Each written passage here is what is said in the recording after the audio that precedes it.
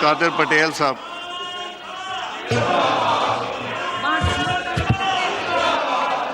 Sir बहुत शुक्रिया आपका। मैं समझता हूं कि हमारे जो पीटीआई के या सुन्नी इत्तेहाद कौंसिल के दोस्त हैं उनका भी मौक़िफ़ ये था जो हमारा मौक़िफ़ है। और आज जब हम इस अहम मसले पर बात कर रहे हैं तो मैं समझता हूं कि अगर हमारे ये दोस्त इसमें नाराबाजी कर रहे हैं, जो कि इनका एक जमहूरी हक है, लेकिन इस तरह क्या वो इस मसले को अपोज कर रहे हैं या सपोर्ट कर रहे हैं या जानबूझ के ऐसी फजा पैदा कर रहे हैं कि इस पे कोई संजीदा गुफ्तगू न हो पाए। सर मुझसे पेशरो राजा साहब ने, बजरानी साहब ने फैक्ट्स एंड फिगर के साथ इस पे बात की। मैं सर मोटी मोटी बात करूंगा। अब आज जब पॉइंट ऑफ ऑर्डर्स पे बात हो रही थी तो वाज़े तौर पर हमारे दोस्तों ने केपीके में बदअमनी के हवाले से बात की, वहाँ पर शहादतों के हवाले से बात की।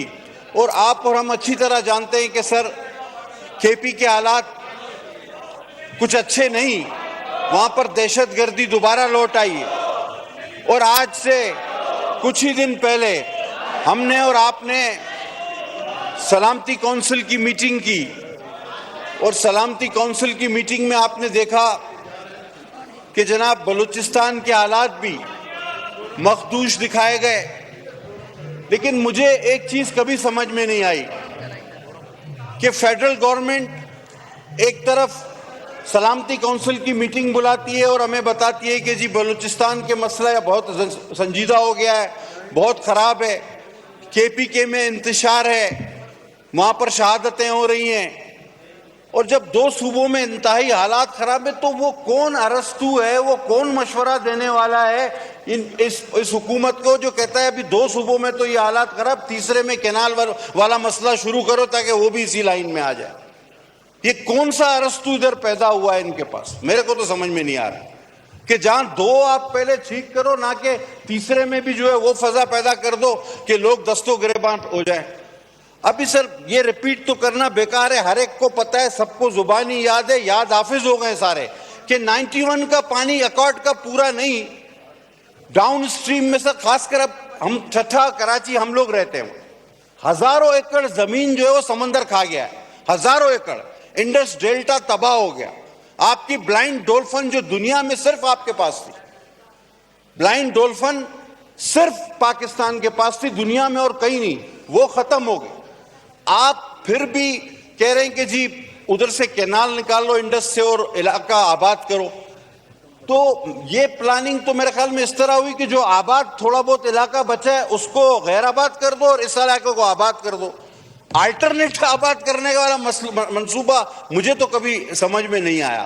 दुनिया के हर जाविये से हर माहिर की रिपोर्ट है, इरसा की रिपोर्ट है कि आपके पास पानी नहीं, और पाकिस्तान उन ममालिक में सरे फहरिस्त है जब आने वाले वक्तों में जहां पर खतरनाक पानी की शॉर्टेज होगी।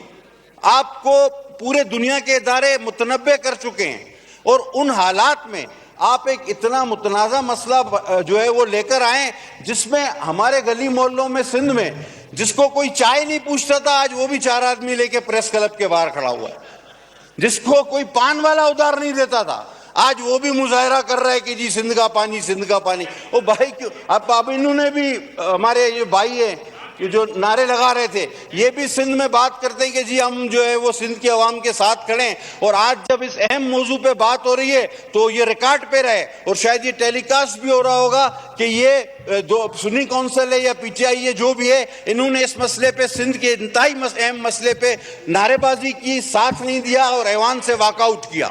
It's a shame. इनका स्टेटमेंट वहां पर डिफरेंट होता है, वहां पर गली मोहल्लों में ये कहते हैं कि जी हम पीपल्स पार्टी के साथ खड़े, आज खड़े भी नहीं है, बैठे भी नहीं है, लेटे भी नहीं है, मौजूद भी नहीं है। तो इस तरह नहीं चल सकता। बाकी सर सीधी सी बात है, इसमें कोई टेक्निक, ये सियासी इशू तो है नहीं, टेक्निकल इशू है कि सर पानी मौजूद है नहीं।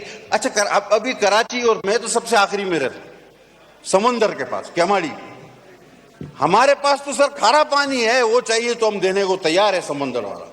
बाकी ऊपर से मीठा पानी तो हमें एक गिलास नहीं मिलता, तो बाकी हमारे पास खारा पानी है, वो हमारा दिल खुला हुआ है। रफीउल्ला के पास भी समंदर लगता है, मेरे पास भी लगता है, जितना चाहिए आप ले जाओ, जितना समंदर उठा के नहीं ला सकते यहाँ पे, पाइपलाइन बिछाओ, जितना समंदर का पानी चाहिए आप ले जाओ। खुदा के वास्ते 2-4 गिलास मीठा पानी हमारी तरफ जो बचा कुचा है वो भी आने दो, और उन लोगों को सियासत में चमकने का मौका ना दो जिनकी कोई ना सियासी हैसियत है ना समाजी हैसियत है। उनको सिंध के अवाम रिजेक्ट कर चुके। बीबी ने अपने विजन के जरिए उन सारे टांगा पार्टियों को खत्म कर दिया, और हमने कालाबाग डैम की भी मुखालफत की, तीनों सूबों ने की, वो नहीं बन सका। सर, ये सिवाय तकसीम करने के अवाम को इस बात से कुछ हासिल नहीं होगा। ये उनको तकवीयत दे रहे हैं आप जो वफाक के खिलाफ है, जो फेडरेशन के खिलाफ है। आज वो घरों से बाहर निकल आए, कोई चाय की दुकान पे बैठा हुआ है, कोई प्रेस क्लब के सामने खड़ा हुआ है। मैं रिपीट कर रहा हूं, आज 1 साल से सीसीआई में हमारा केस पड़ा हुआ है, एकनेक में भी हमने इस मंसूबे को हमारी वजह से रुका हुआ है, और वो कह रहे हैं, मैं सर अभी और वो कह रहे हैं कि जी हमने पहले इस इशू को उठाया। भाई 1 साल पहले 2024 से हम सीसीआई में हमारा केस मौजूद है, एकनेक में भी हमने ये केस रखा हुआ है, हमारी वजह से रुका हुआ है। किसी ऐसे बंदे को इस पे सियासत करने की जरूरत नहीं है जिसकी सियासी विरासत भी खत्म हो चुकी है, उसके कैपिटल भी जाया हो चुका है, वो सियासी तौर पे दफन हो चुका है। और ये लोग भी आइंदा जो आज नारे लगाकर यहाँ पे पता नहीं कौन सा कैदी वेदी हीरोइनी को रिहा करो, ये भी आज आइंदा के बाद ये ना बोलें कि हम इस इशू में सिंध के साथ खड़े क्योंकि आज ये वॉकआउट कर गए। तो मेरी गुजारिश है सर, ये इंतहाई मुतनाज़ा मसला है, इसको ना छेड़ा जाए खुदा के वास्ते। वरना सर आजकल तो वहाँ पर चौकों में नारे लग रहे हैं, सिंधली ते सिर केर न डींदो, सौंदो केर मयारू यार। मेहरबानी सर, बहुत सारी।